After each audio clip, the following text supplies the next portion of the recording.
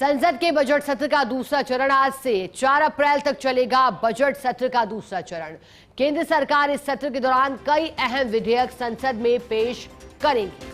तो इस बार बजट सत्र 2 चरणों में, पहला चरण में जहां बजट पेश किया गया, चर्चा पर बहस हुई, बजट बहस का जवाब दिया गया वित्त मंत्री की ओर से।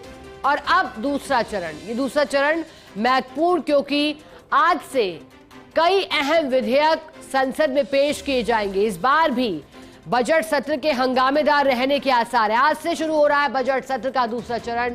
विपक्ष वक्फ बिल, मणिपुर हिंसा और वोटर आईडी के रखेगा मुद्दे। सरकार का ध्यान अनुदान मांगों के लिए संसद की मंजूरी के साथ साथ बजट प्रक्रिया पूरा करने, मणिपुर बजट के लिए अनुमोदन प्राप्त करने और वक्फ संशोधन विधेयक को पारित करने पर होगा।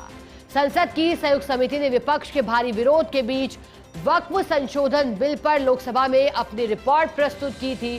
संसदीय कार्य मंत्री किरेन रिजिजू ने पिछले सप्ताह कहा था कि सरकार वक्फ संशोधन विधेयक को शीघ्र पारित कराने की इच्छुक है। कांग्रेस नेता जयराम रमेश ने कहा कि विपक्षी इंडिया गठबंधन के नेता वक्फ विधेयक के संयुक्त रूप से विरोध के लिए व्यापक विचार विमर्श करेंगे। ये बात कही आज से शुरुआत सोमवार से, और ऐसे में माना जा रहा है कि कई महत्वपूर्ण विधेयक रखे जाएंगे। हंगामा भी हो सकता है विपक्ष की ओर से।